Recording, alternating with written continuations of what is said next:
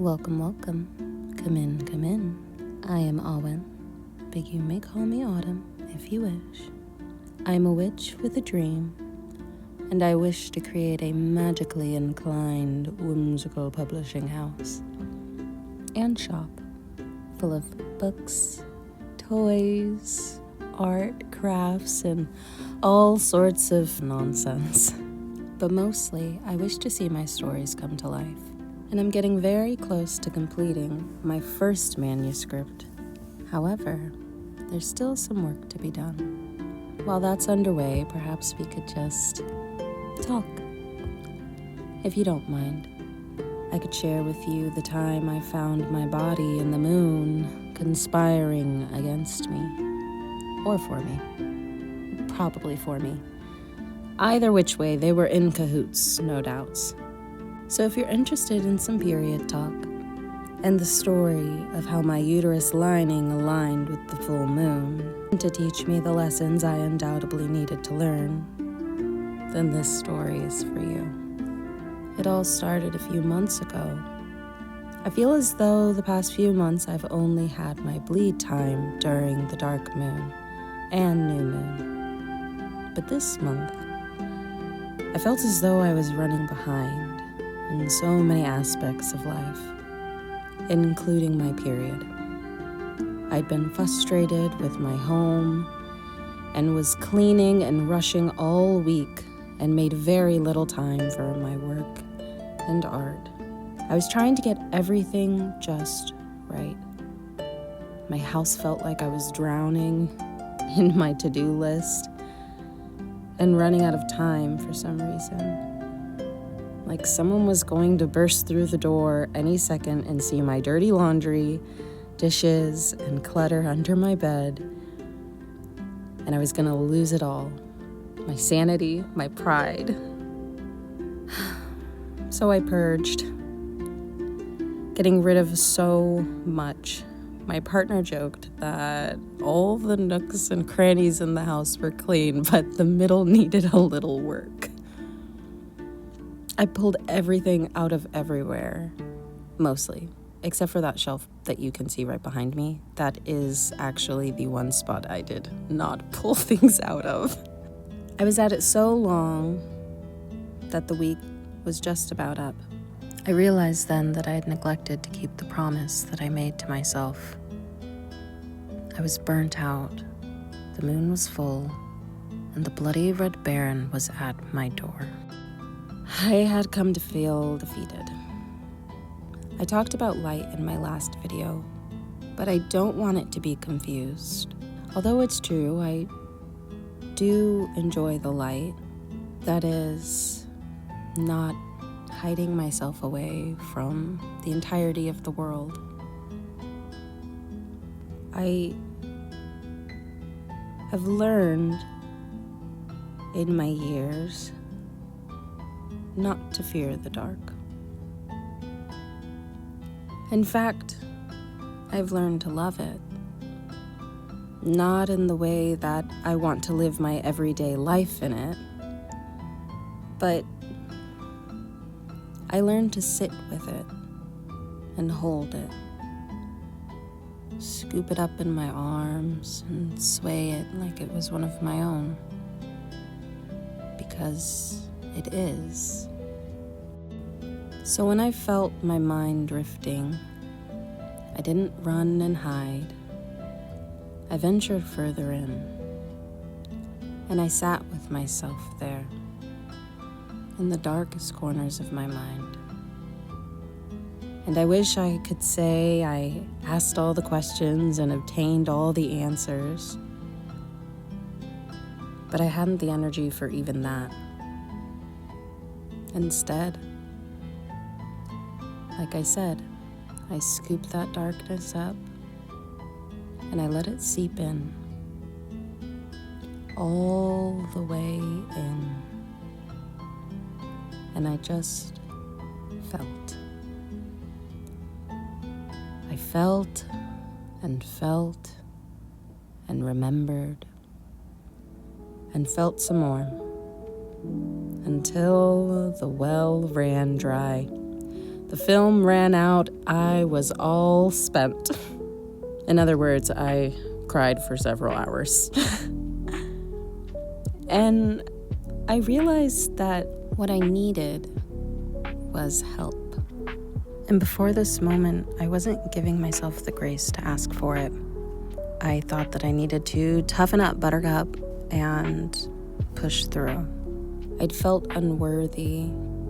I'd been trying to meet these artificial deadlines and failed. I felt unsafe in my own skin and home.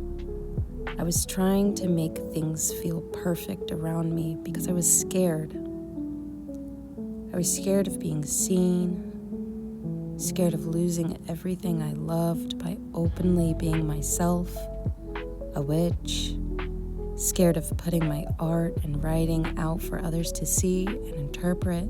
I was scared of being misinterpreted, misunderstood, mistreated, and scared to be seen for what was behind my mask, a very messy human being, full of contradictions and faults and flaws, someone who was everything but tough as nails.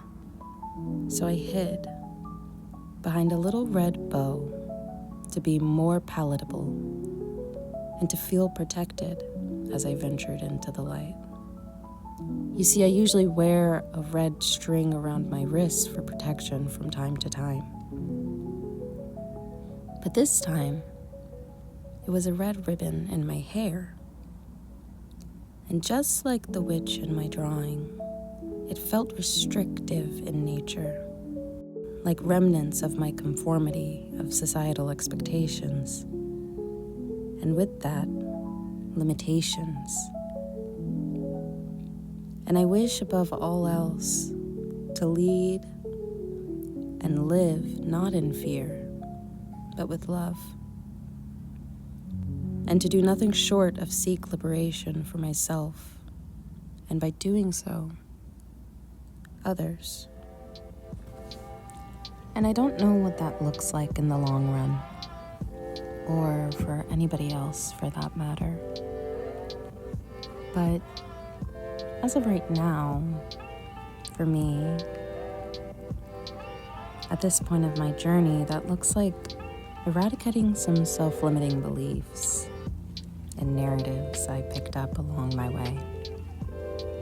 And to continue reading children's stories and writing books and poesy and making art and whittling wands and talking to the moon and fire and self, and allowing myself a safe space and time to feel and bleed in peace. And I know that's a luxury that not all are allotted, and one that definitely doesn't come without sacrifice in this day and age. But nothing changes if there's no pushback, and so instead of continuing to push myself onward, I decided to push back on myself for a moment and nurture the part of me that felt neglected. The longer I sat with myself listening to the callings of my heart, the more I became aware of the little girl in me the voice belonged to. She was dying for a nice long shower and to wear her princess nightgown and lay in a comfy, well-made bed wearing a cozy pair of socks and read her library book that had been collecting dust on the shelf.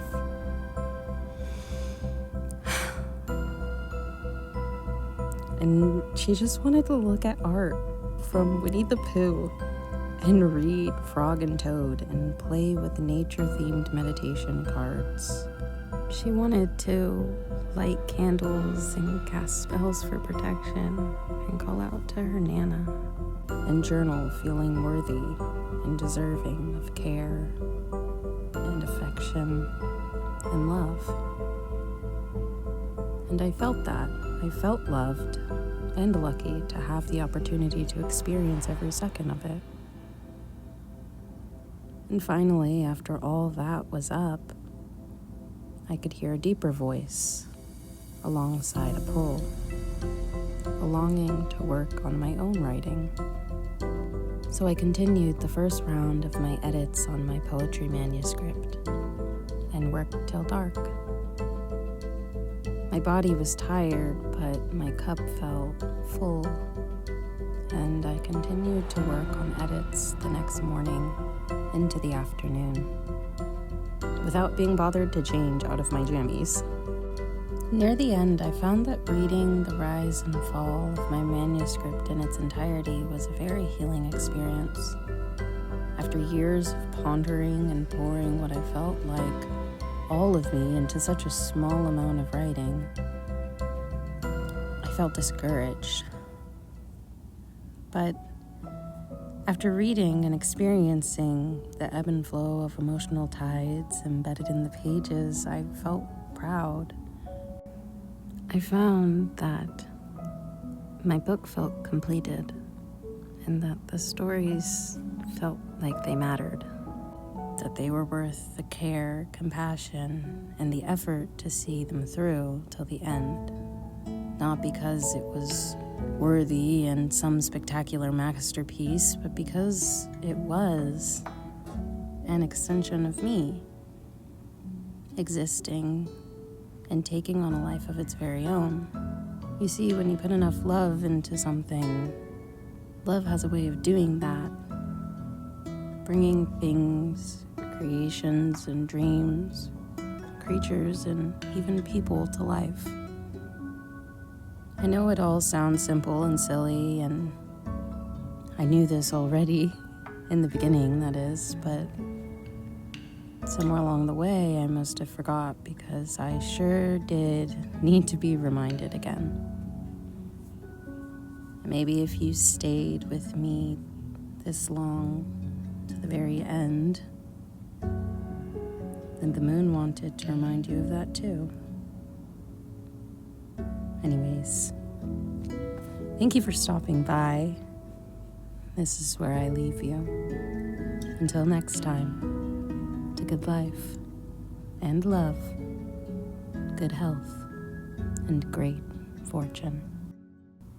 And so it is, and so it is, and so it is, and blessed be.